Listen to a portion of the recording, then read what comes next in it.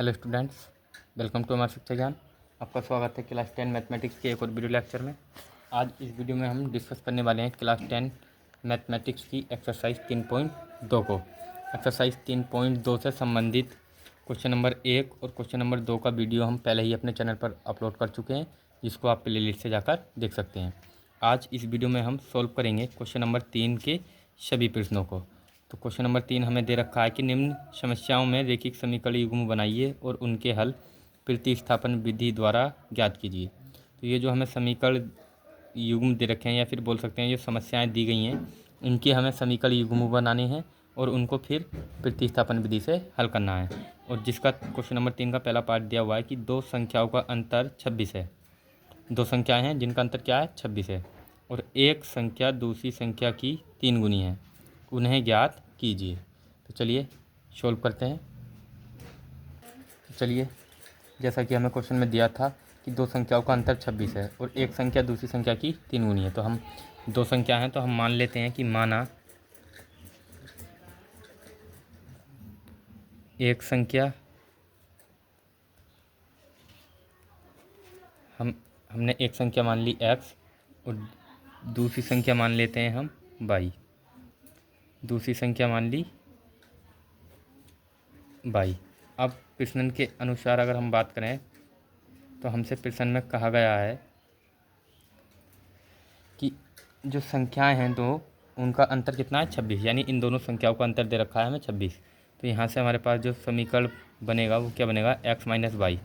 यानी हम दोनों संख्याओं को आपस में घटा रहे हैं तो उनका अंतर कितना रहा है, 26। और ये हमारे पास क्या है, समीकरण 1 है। या फिर हम यहाँ से हमें प्रतिस्थापन विधि से हल करना है, तो हम यहाँ से x का मान निकाल लेते हैं। तो ये हो जाएगा x बराबर 26 और ये माइनस का वाई है, दूसरी साइड जाएगा प्लस वाई। इसको हम मान लेते हैं समीकरण 1। अब दूसरी कंडीशन में हमसे कहा गया था कि एक संख्या दूसरी संख्या की 3 गुनी है। तो दूसरी शर्त में लिखेंगे, दूसरी शर्त से हमें क्या प्राप्त होगा कि एक संख्या दूसरी संख्या की 3 गुनी है। तो यानी x जो है, यानी पहली संख्या, दूसरी संख्या क्या है, y, और y की क्या है, 3 गुनी, ये 3 गुनी हो जाएगी। तो यहाँ से आ जाएगा x बराबर 3y। अब इसको हम मान लेते हैं समीकरण 2। अब ये जो हमारे पास समीकरण 2 का मान आया है, इसको उठा के हम रखेंगे समीकरण 1 में। तो समीकरण 2 का मान 1 में रखने पर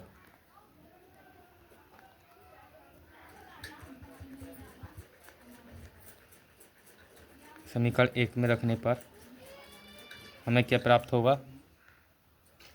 सबसे पहले हम समीकरण 1 को नोट कर लेते हैं। समीकरण 1 है हमारे पास x बराबर 26 प्लस भाई, ये है समीकरण 1। अब हम यहाँ से समीकरण x का मान रखेंगे, तो ये x की जगह रखेंगे कितना, 3y।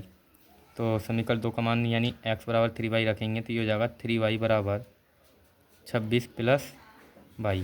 अब इस y को ये प्लस का है, इधर लेके आएंगे तो ये हो जाएगा 3y माइनस y बराबर 26। अब 3y में से हम y को घटाएंगे तो कितना बचेगा, 2y बराबर 26। अब ये जो 2 है ये 26 के कहाँ जाएगा, भाग में जाएगा, तो ये यहाँ से हो जाएगा y बराबर 26/2। अब इस 2 से हम 26 को काटेंगे तो y का मान कितना जाएगा हमारे पास, y का मान आ जाएगा 13। तो हमारे पास जो दूसरी संख्या थी वो हमें प्राप्त हो गई, y बराबर 13।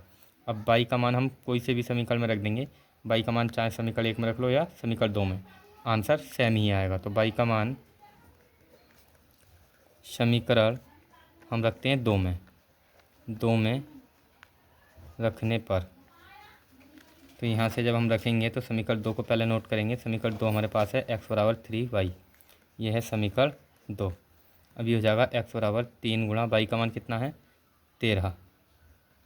तो x बराबर 13 तिया 39। इस प्रकार जो हमारी संख्याएँ हैं वो हमें प्राप्त हो गई। तो पहली संख्या क्या है, पहली संख्या या फिर बोल सकते हैं इसको बड़ी संख्या 39 है। और दूसरी संख्या क्या है, दूसरी संख्या हमें प्राप्त हुई 13। तो चलिए क्वेश्चन नंबर 3 के पार्ट 1 को हमने सॉल्व कर लिया। अब हम देखते हैं क्वेश्चन नंबर 3 के पार्ट 2 को। तो क्वेश्चन नंबर 3 का पार्ट सेकंड हमको दिया हुआ है दो संपूरक कोणों में बड़ा कोण छोटे कोण से 18 डिग्री अधिक है। दो संपूरक कोण हैं और उनमें जो बड़ा कोण है वो छोटे से 18 डिग्री बड़ा है, उन्हें ज्ञात कीजिए। तो चलिए सॉल्व करते हैं। तो क्वेश्चन नंबर 3 का पार्ट सेकंड में हमसे कहा गया है कि दो संपूरक कोण हैं और उसमें से बड़ा कोण छोटे कोण से क्या है 18 डिग्री अधिक है। तो पहले हम मान लेते हैं कि माना बड़ा कोण, हमने मान लिया कि बड़ा कोण क्या है x है और छोटा कोण हम मान लेते हैं y। अब प्रश्न में हमसे कहा गया है, प्रश्नानुसार अगर हम बात करें तो हमसे कहा गया है कि बड़ा कोण छोटे कोण से 18 डिग्री है ज़्यादा है, तो x बराबर y। पहले हम लिख लेंगे दोनों को बराबर। इस समय ये दोनों कोण क्या है आपस में बराबर हैं, लेकिन प्रश्न में हमसे कहा गया है कि बड़ा कोण छोटे कोण से क्या है 18 डिग्री ज़्यादा है। तो यहाँ पर अगर हम 18 जोड़ दें तो अब हम दोनों को बराबर लिख रहे हैं, तो ये दोनों बराबर हो गए हैं। तो जिधर भी कम संख्या हो उधर हम जोड़ देते हैं 18, या फिर जिधर ज़्यादा होता है उसमें से 18 घटा देते। तो यहाँ पर ये जो समीकरण है ये हमारे पास आएगा x बराबर 22 प्लस 18, इसको मान लेते हैं समीकरण 1। अब दूसरी शर्त में हमसे कहा गया है, दूसरी शर्त में हमें पता है कि हम जानते हैं कि संपूरक कोण कितने डिग्री के होते हैं 180। तो दूसरी शर्त में हो जाएगा x प्लस y बराबर 180 डिग्री, क्योंकि संपूरक कोणों का योग 180 डिग्री होता है। इसको मान लेते हैं हम समीकरण 2। अब ये जो हमने समीकरण 1 का मान है, यहाँ से जो x का मान है हमारे पास वो हम रख देंगे समीकरण 2 में। तो लिखेंगे समीकरण 1 का मान समीकरण 2 में रखने पर,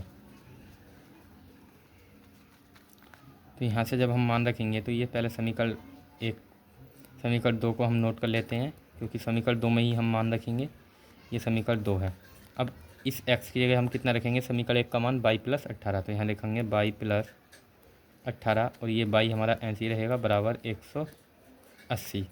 अब एक y हमारे पास ये है, एक y ये, तो ये y प्लस के हैं दोनों, तो ये जुड़ जाएंगे, ये हो जाएगा 2y बराबर ये 18 प्लस का दूसरी साइड जाएगा माइनस में जाएगा 180 माइनस 18, और ये 2y बराबर 180 में से जब हम 18 घटाएंगे तो कितना बचेगा 162, यहाँ से बचेगा 162 और ये 2 कहाँ जाएगा इसके डिवाइड में जाएगा और ये हो जाएगा 162 डिवाइड 2। अब यहाँ से हम इसको काटेंगे तो ये कटेगा 2 अट्ठे 16 और 2 एकम 2, तो जो हमारा y का मान है वो कितना आ गया 81, यानी हमें यहाँ से y बराबर कितना प्राप्त हुआ 81। जो हमारा छोटा कोण है वो हमको प्राप्त हो गया 81 डिग्री। अब ये जो y का मान है इसको हम रखेंगे समीकरण 1 में। y का मान समीकरण 1 में रखने पर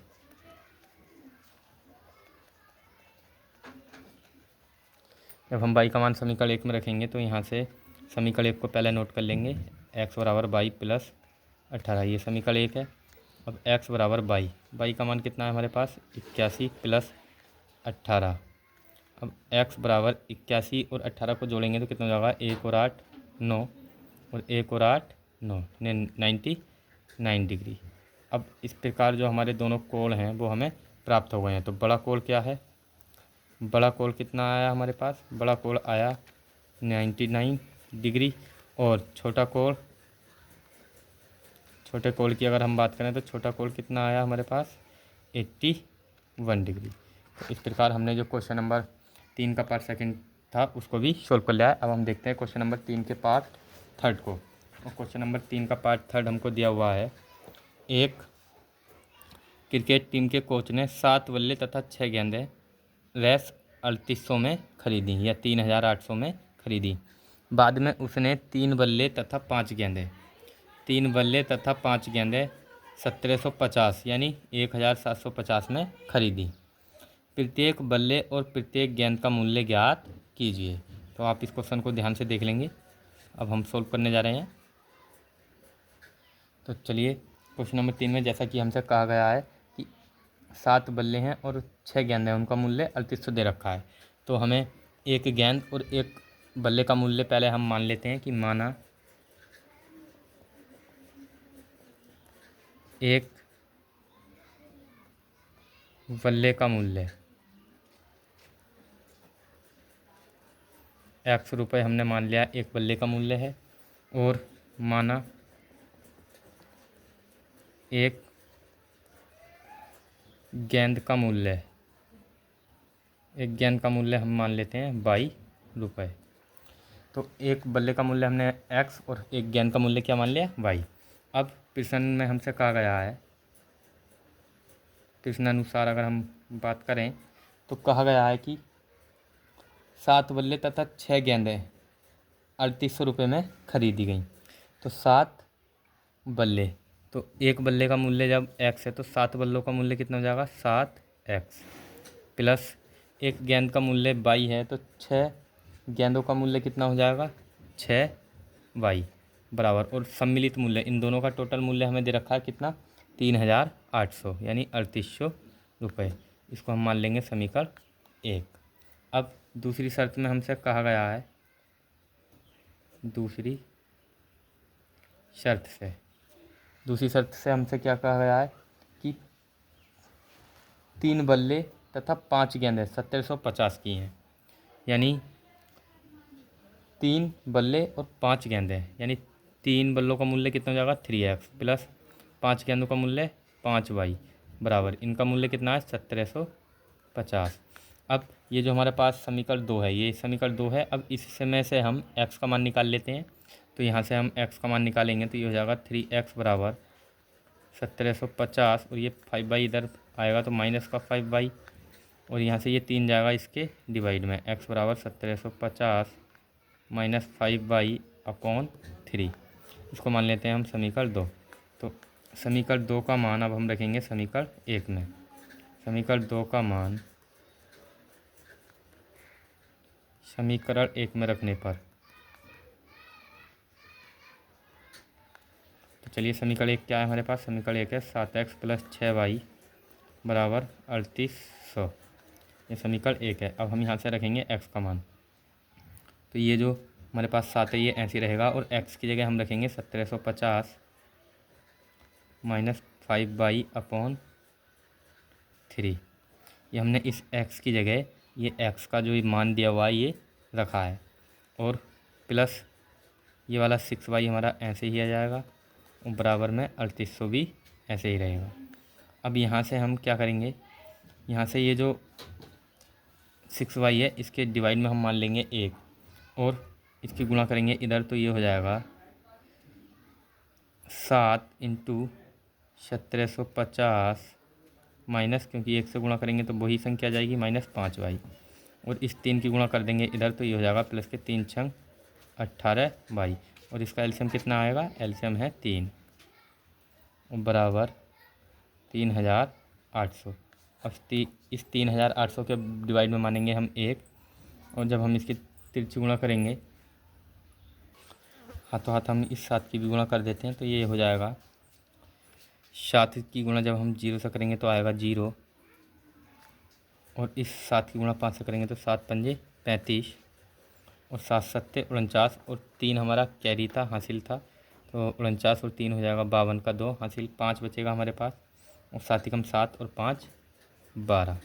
तो इसकी हमने गुणा करी 7 0 0, 7 पंजे 35 का 5 हासिल 3, 7 सत्ते 49 और 3 52 का 2 हासिल, हमारे पास 5 बचेगा, 7 एकम 7 और 5 12, तो यानी 1250, और इस 7 की गुणा माइनस 5y से करेंगे तो 7 पंजे 35y माइनस के 35y बराबर में हमारे पास इस 3 की गुणा हम 3800 से करेंगे, तो यह ऐसे ही लिख देते हैं हम इसको गुणा में 3 गुणा 3800। अब ये जो हमारे पास 12250 है ये दूसरी साइड जाएगा, ये माइनस में जाएगा, और इधर बचेगा हमारे पास माइनस के 35y बराबर इस 3 की गुणा करेंगे तो ये हो जाएगा 0, 3 की गुणा 0 से तो 0, 3 की गुणा इस 0 से 0, और 3 अट्ठे 24 का 4 हासिल, हमारे पास बचेगा 2, 3 तिया 9 और 2 11। अब ये 12250 को इधर लेके आएंगे तो ये आएगा माइनस का 12250। अब ये माइनस के 35y ऐसे ही रहेगा बराबर, अब यहाँ से हम 12,000 ज़्यादा है तो इसमें से इसे घटाएंगे तो 0 में से 0 गया 0 और 5 में से 0 घटाएंगे तो 5। यहाँ 2 है, 2 में से 4 नहीं जाएगा तो इधर को एक दहाई लेंगे तो हो जाएगा 12 और 12 में से जब हम घटाएंगे 4 को तो कितना बचेगा 8। अब हमारे पास यहाँ बचा है 1 और 1 में से 1 घटाएंगे तो कितना बचेगा 0 और इस 1 में से 1 घटाएंगे तो भी 0। अब लेकिन एक बात यहाँ ध्यान देंगे कि ये जो संख्या आई ये प्लस की है और ये माइनस की है, तो यहाँ पर एक संख्या प्लस की एक माइनस की, और जब संख्या एक प्लस की और एक माइनस की तो हमें ये देखना होता है कि ज़्यादा कौन सी संख्या है। तो यहाँ पर ज़्यादा माइनस की है तो जो भी संख्या ज़्यादा होती है उसी का चिन्ह हम उस संख्या के साथ लगा देते हैं। तो यहाँ पर माइनस का 850 हमारे पास बच जाएगा। अब इस माइनस से ये माइनस कैंसिल हो जाएगा और ये 35 जाएगा इसके डिवाइड में यानी बटे में, और ये हो जाएगा 850/35। अब हम 35 से जब हम 850 को काटेंगे तो चलिए पहले हम इसको 5 से थोड़ा हल्का कर लेते हैं। तो ये हो जाएगा 5 ही कम 5, यहाँ से हमारे पास बचेगा 3, ये हो गया 35, 5 सत्ते 35 और ये 0 ऐसे ही। इसको भी हम 5 से काटेंगे तो ये हो जाएगा 5 सत्ते 35। अब इस 7 से हम आसानी से भाग दे सकते हैं, 7 दूनी 14 और यहाँ से हमारे पास कितना बचेगा, यहाँ से हमारे पास बचा 3 और ये हो जाएगा 7 चौक 28। तो यहाँ पर जो है हमसे जो है एक संख्या छूट गई है, यहाँ पर थोड़ा मिस्टेक हो गई है क्योंकि ये जो हमने इसकी गुणा की थी ये तो हमने लिख दिया था, लेकिन ये 18/22 हमारा छूट गया है। तो जब हम 35/22 और ये यहाँ पर होता प्लस 18/22, तो 35/22 प्लस 18/22 जब हम इसको घटाएंगे तो माइनस के 35 में से 18/22 जब हम घटाएंगे तो बचेगा माइनस के 17/22। अब माइनस के 17/22 और माइनस के ये मैं यहाँ पर जो है आपको बता दे रहा हूँ कि ये जो माइनस के 17/22 है ये जाएगा इसके डिवाइड में। तो चलिए हम इसको जो है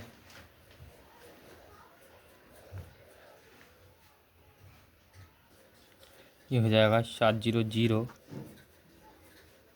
और 7 पंजे 35, 7 पंजे 35 का 5 हासिल कितना लगेगा 3 और 7 7 49 और 3 52 का 2 हासिल 5 और 7 की गुणा 1 से करेंगे तो 7 ही कम 7 और 5 12, यानी ये आ गया 12,250। अब इस 7 की गुणा -5/22 से करेंगे तो ये हो जाएगा माइनस के 7 पंजे 35/22 और ये जो प्लस का 18/22 है ये ऐसे ही रहेगा प्लस के 18/22 और इस 3 की गुणा करेंगे इधर तो ये हो जाएगा 3 की गुणा 0 से करेंगे तो 0 0 और 3 की गुणा फिर 0 से तो 0 और इस 3 की गुणा 8 से करेंगे तो 3 8 24 हासिल आ जाएगा 2, 3 3 9 और 2 हासिल के 11। तो इस 3 की गुणा हमने इधर की और इस 1 की गुणा और 7 की गुणा भी हमने हाथों हाथ इस संख्या से कर दी है। तो चलिए अब यहाँ पर ये जो हमारे पास 1250 है इसको हम लेके जाएंगे दूसरी साइड में, तो ये माइनस में जाएगा और माइनस के 35/22 प्लस का 18/22 है, तो माइनस के 35 में से जब हम 18 घटाएंगे तो माइनस के 17/22 बचेगा।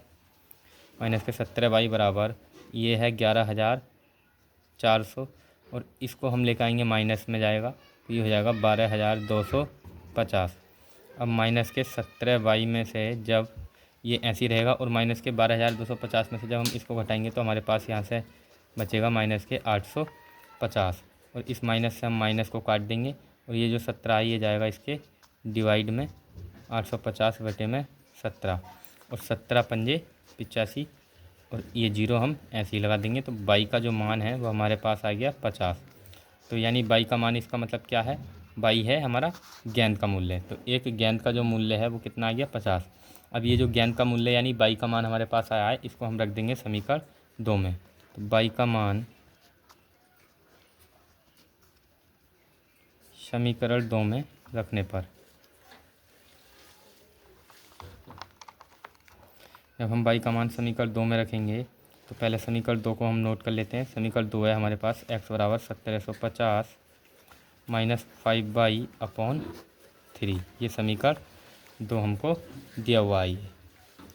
अब यहाँ से हम मान रखेंगे x बराबर 1750 ऐसे ही माइनस 5 ऐसे ही इंटू बाई की जगह हम रखेंगे 50/3 और x बराबर 1750 ऐसे ही रहेगा माइनस 5 पंजे 25, ही हो जाएगा 250 अपॉन 3। अब यहाँ से ये जो हमारे पास x है ये ऐसे ही रहेगा, और 750 में से जब हम 250 घटाएंगे तो कितना बचेगा 1500, और बटे में 3, और 3 से हम 1500 काटेंगे तो कितना आएगा 500। तो जो x है, x का मान हमें कितना मिला 500। इस प्रकार जो समीकरण था उसका हल क्या आया 500,50, या फिर बोल सकते हल क्या, जो हमारा एक बल्ला था उसका मूल्य 500 और एक गेंद का मूल्य कितना आया 50। तो हल हो गया 500,50। या फिर लिख देंगे कि एक बल्ले की कीमत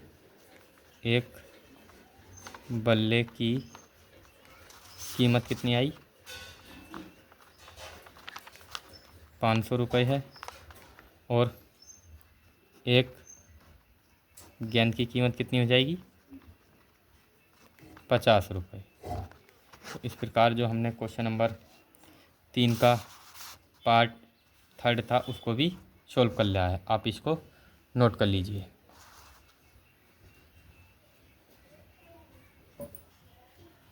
तो चलिए आपने नोट कर लिया होगा। अब हम बढ़ते हैं नेक्स्ट पार्ट की ओर, जो कि है क्वेश्चन नंबर 3 का पार्ट 4। और क्वेश्चन नंबर 3 का जो चौथा पार्ट है वो हमको दिया हुआ है। मीना रैस 2000 निकालने के लिए बैंक गई। उसने खजांची से रैस 50 तथा 100 के नोट देने के लिए कहा। मीना ने कुल 25 नोट प्राप्त किए। ज्ञात कीजिए कि उसने रैस 50 और 100 के कितने कितने नोट प्राप्त किए।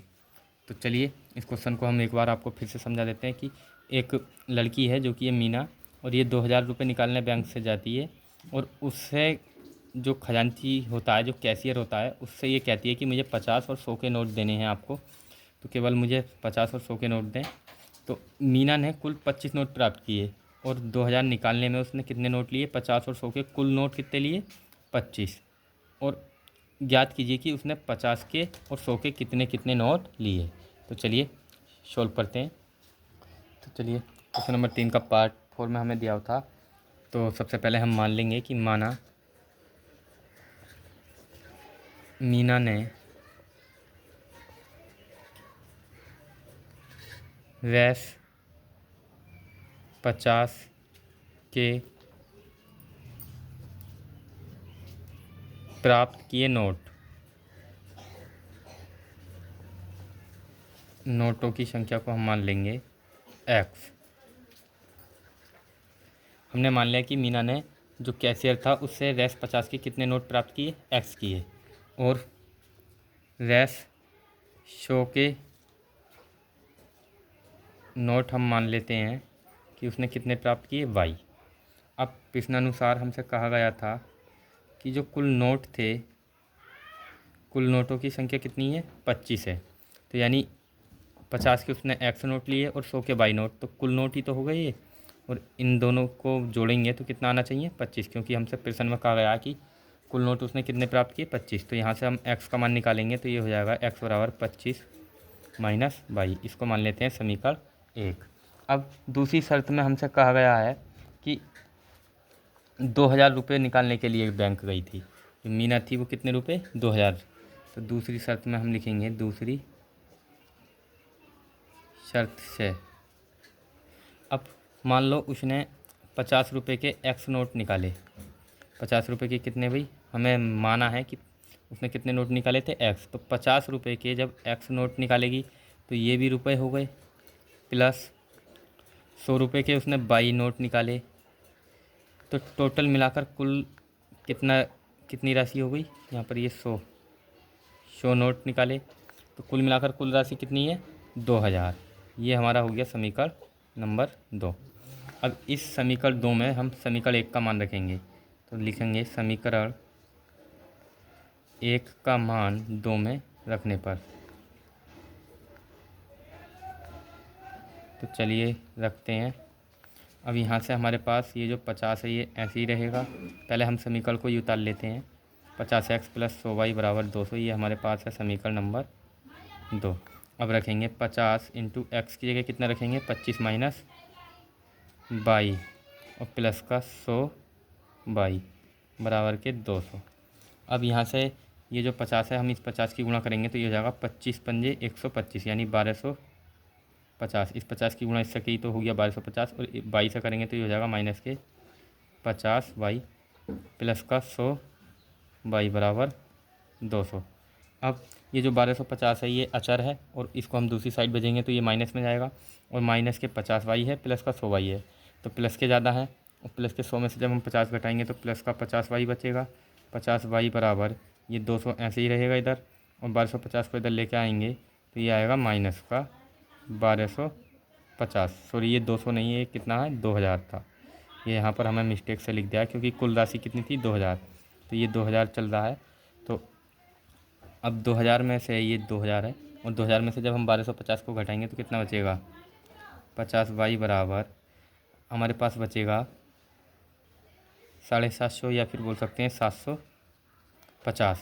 अब ये 50 वाई जो है कहाँ जाएगा, इसके बटे में जाएगा तो ये हो जाएगा वाई बराबर 750 अपॉन 50 और 50 से हम इसे काटेंगे तो क्या बार कटेगा, ये कटेगा 15 बार। तो वाई का मान हमें कितना प्राप्त हुआ 15। अब वाई का मान रखेंगे हम समीकरण 1 में।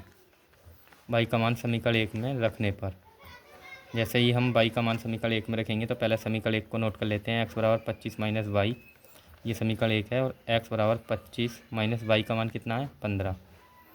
तो ये हो जाएगा x बराबर 25 में से 15 गए तो 10। तो इस प्रकार हमने जो वाई और x थे उनके मान निकाल लिए जो कि हमने क्या माने थे। तो मीना ने रैस 50 के कितने नोट प्राप्त किए 10।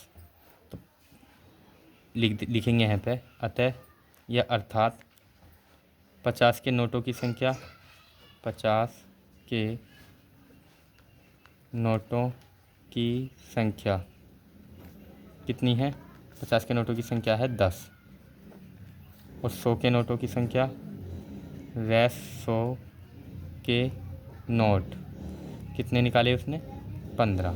इस प्रकार हम इन दोनों को जोड़ेंगे तो कितना हो जाएगा 15 और 10 25। तो इस प्रकार हमने जो क्वेश्चन नंबर 3 का पार्ट 4 था वो भी सॉल्व कर लिया है। अब हम सॉल्व करते हैं क्वेश्चन नंबर 3 के पार्ट नंबर 5 को। आप इसको नोट कर लीजिए, स्क्रीनशॉट ले लीजिए।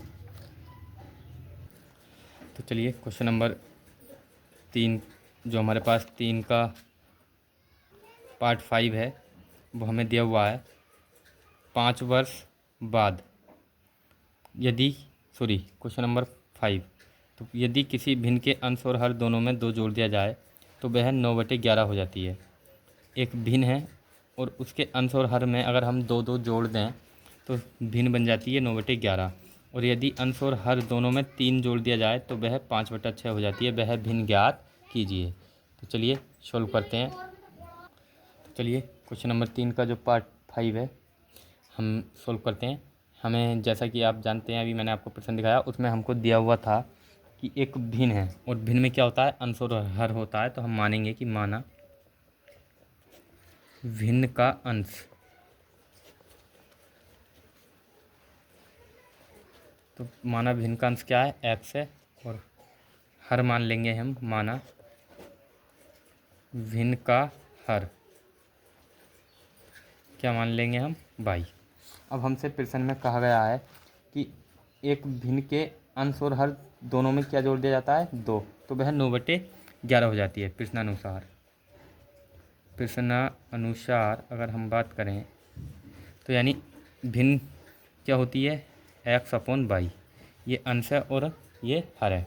अगर हम अंश में भी 2 जोड़ दें और हर में भी 2 जोड़ दें तो ये कितनी हो जाती है, ये हो जाती है, हमसे कहा गया है क्वेश्चन में कि ये 9/11 हो जाती है, यानी 9/11। अब इसको यहाँ से हम क्या करेंगे, इसको पूरे के बटे में ये पूरे के बटे में आए। अब यहाँ से हम इसका क्रॉस मल्टीप्लाई करेंगे तो ये हो जाएगा 11x प्लस 11 दूनी 22, इधर करेंगे तो ये हो जाएगा 9y प्लस 9 दूनी 18। अब ये जो 22 है ये उधर लेके जाएंगे और 9y को हम इधर ले आएंगे तो ये हो जाएगा 11x माइनस 9y बराबर 18 माइनस के 22 और 11x माइनस के 9y बराबर माइनस के 22 में से 18 घटाएंगे तो माइनस के 4। इसको मान लेते हैं समीकरण 1। अब दूसरी शर्त में हमसे कहा गया है कि अगर हम अंश और हर में 3 3 जोड़ दें, तो यहाँ पर भी 3 जोड़ेंगे और इसमें भी 3 जोड़ेंगे, तो भिन्न है वो भिन्न हमारा हो जाती है 5/6। अब यहाँ से भी हम क्रॉस मल्टीप्लाई करेंगे तो ये हो जाएगा 6x प्लस 6 18 बराबर ये हो जाएगा 5y प्लस 5 15। अब यहाँ से हम x का मान निकाल लेते हैं, क्योंकि प्रतिस्थापन विधि से हमें हल ज्ञात करना है। तो यहाँ से 6x ऐसे ही रहने देंगे, ये हो जाएगा 5y प्लस 15 और ये प्लस का इधर आएगा -18 और 6x बराबर ये 5y ऐसे ही, और माइनस के 18 में से 15 घटाएंगे तो बचेगा -3। इसको हम मान लेते हैं समीकरण 2। अब ये जो हमारे पास समीकरण 2 आया है इसका मान रखेंगे हम, या फिर अभी पहले एक लाइन और हम एक स्टेप और आगे को बढ़ा लेंगे। तो यहाँ से ये हो जाएगा x बराबर 5y -3 और ये 6 कहाँ जाएगा इसके डिवाइड में, क्योंकि ये 6 गुणा में है और ये आ जाएगा डिवाइड में। अब इसको मान लेते हैं समीकरण 2। अब समीकरण 2 का मान हम रखेंगे समीकरण 1 में। तो चलिए रखते हैं समीकरण 2 का मान 1 में रखने पर, समीकरण 2 का मान हम समीकरण 1 में रखेंगे। तो यहाँ से समीकरण 1 को पहले हम नोट डाउन कर लेंगे। समीकरण 1 है हमारे पास 11x - 9y बराबर -4। ये हमारे पास समीकरण 1 है। अब यहाँ से हम x का मान रखेंगे तो ये 11 ऐसे ही रहेगा, और x की जगह रखेंगे हम 5y - 3/6, 5y - 3/6 बराबर -4। अब सॉरी, यहाँ पर फिर से हमसे यहाँ पर 9y छूट रहा है, तो यहाँ पर हम 9y को इधर लिख लेते हैं। ये माइनस का 9y प्लस 11, क्योंकि ये माइनस का है और ये प्लस का था, तो ये माइनस का जो इसकी गुणा करेंगे तो ये हो जाएगा 11 पंजे 55y, और इस 3 से गुणा करेंगे 11 की तो ये हो जाएगा 11 तिया 33/6।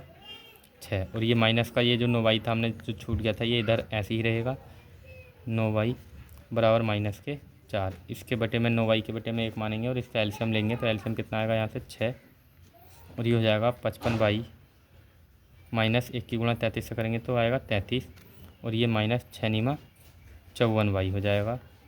54y बराबर ये माइनस का 4 ऐसे ही रहेगा।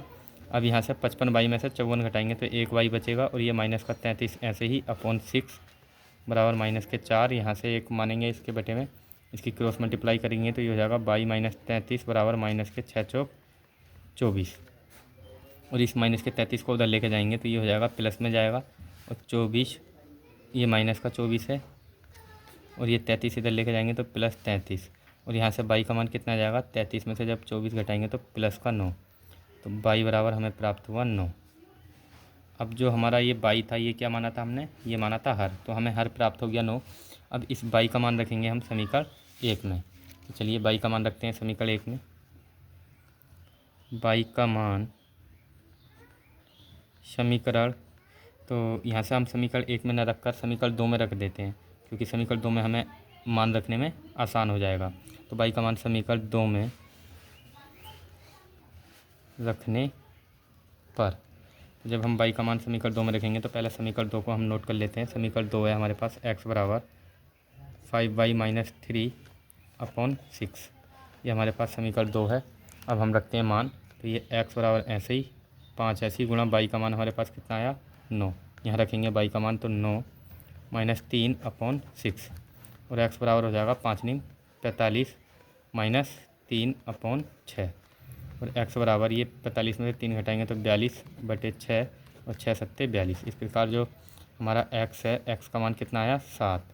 तो जो हमारी भिन्न है, भिन्न क्या हो जाएगी, यहाँ पर हमने माना था अंश माना था x और हर माना था y, तो भिन्न क्या होती है, भिन्न होती है अंश बटे हर, यानी भिन्न होती है अंश बटे हर, और अंश हमने क्या माना था x और हर क्या माना था y, तो भिन्न हो जाएगी हमारे पास x का मान कितना आया था 7 बटे y, हर का मान कितना आया 9। इस प्रकार जो क्वेश्चन नंबर 1 था उसके पार्ट 5 को भी हमने सॉल्व कर लिया है, और अब हम सॉल्व करने वाले हैं क्वेश्चन नंबर 3 के पार्ट 6 को। आप इसको नोट कर लीजिए।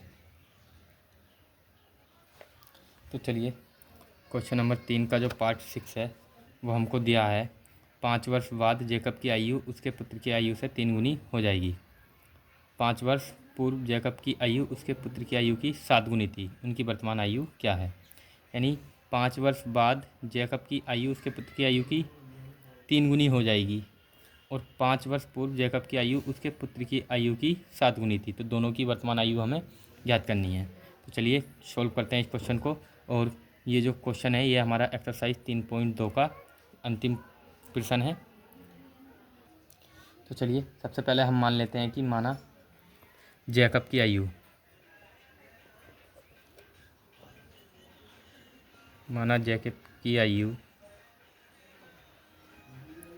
x वर्ष मान लेते हैं हम और उसके पुत्र की आयु हम मान लेते हैं, पुत्र की आयु हमने मान ली y वर्ष है इस समय वर्तमान आयु।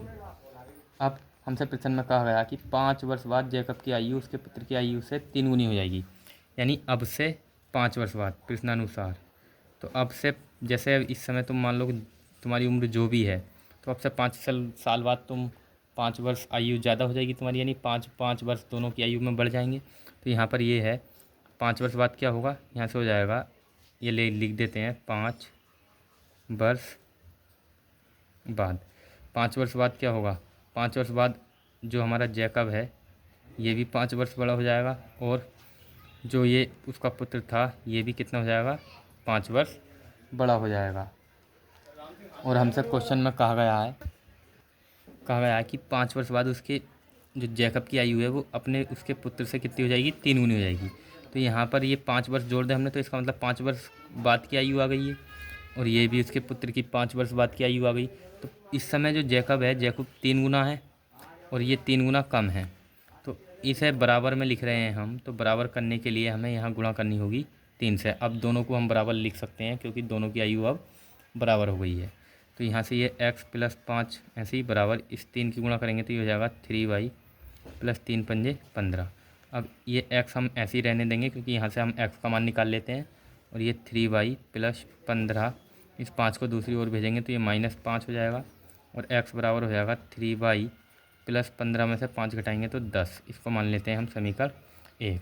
अब दूसरी शर्त में हमसे क्या कहा गया है, दूसरी शर्त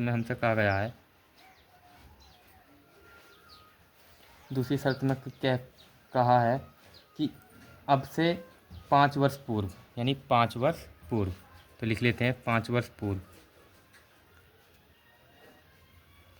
5 वर्ष पूर्व जो इस समय वायु है, तो इस समय जो इन दोनों की आयु है उससे 5 वर्ष पहले, यानी दोनों की आयु 5 साल कम हो जाएगी। x - 5 बराबर y - 5। और हमसे प्रश्न में कहा गया कि 5 वर्ष पहले जो जैकब था उसकी आयु पुत्र की आयु की कितनी थी, 7 गुनी थी। तो जैकब 7 गुना आयु का था तो इसमें 7 से गुणा करेंगे, अब दोनों बराबर हो जाएंगे। तो ये हो जाएगा x - 5 बराबर 7y - 7 × 5 = 35।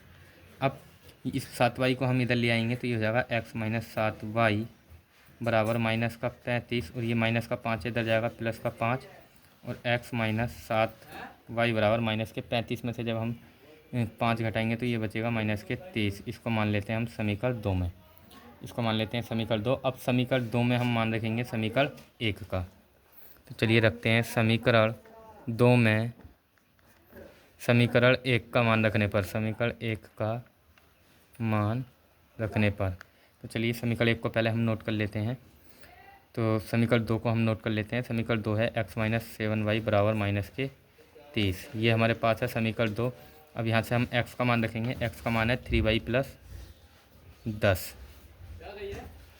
-7y बराबर -30 और ये -7y है +3y है, तो -7y में से 3y घटाएंगे तो बचेगा -4y बराबर इस 10 को दूसरी साइड भेजेंगे तो ये जाएगा माइनस में और ये हो जाएगा -10 -4y बराबर -30 और -10 दोनों माइनस के हैं तो जुड़ जाएगा और चिन्ह का आएगा माइनस का, तो -40 और ये माइनस से माइनस कैंसिल हो जाएगा। 4 से हम इस 40 को काटेंगे तो ये y का मान कितना आ जाएगा, 10।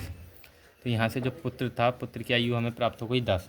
अब इस y का मान रखेंगे हम समीकरण 2 में या फिर 1 में रख देंगे। तो y का मान हम समीकरण 1 में ही रखते हैं, y का मान समीकरण 1 में रखने पर। आप अपनी मर्ज़ी से कोई से भी समीकरण में रख सकते हैं। मैं यहाँ पर समीकरण 1 में ही रख रहा हूँ। तो x बराबर 3y प्लस 10 समीकरण 1 है। अब यहाँ से x बराबर 3 इंटू वाई का मान रखेंगे 10 प्लस ये वाला 10 ऐसे ही रहेगा और x बराबर हो जाएगा 3 9 30 प्लस 10 ऐसे ही ये वाला और x बराबर 30 और 10 कितना हो जाएगा 40। तो इस प्रकार जो हमारे जैकब था उसकी आयु है 40 और उसके पुत्र की आयु है 10 वर्ष। तो यहाँ लिखेंगे अर्थात या अतः जैकब की वर्तमान आयु, जैकब की वर्तमान आयु कितनी है 40 वर्ष है और उसके पुत्र की आयु कितनी है 10 वर्ष। चलिए इस प्रकार जो हमने एक्सरसाइज 3.2 थी उसके क्वेश्चन नंबर 3 के पार्ट 6 को भी सोल्व कर लिया है और इस प्रकार ये जो एक्सरसाइज 3.2 है ये पूरी तरह समाप्त हो चुकी है। अब हम नेक्स्ट वीडियो में आपको सोल्व कराएंगे विलोपन विधि और एक्सरसाइज 3.3 को। और यदि आपको किसी भी सब्जेक्ट से संबंधित कोई भी वीडियो चाहिए क्लास 10th या 12th की तो आप हमें कमेंट बॉक्स में बता सकते हैं, हम आपको उस टॉपिक पर वीडियो अवश्य बना के देंगे। और यदि ये वीडियो आपको अच्छा लगा हो तो प्लीज़ लाइक शेयर और सब्सक्राइब करना ना भूलें। Thanks for watching.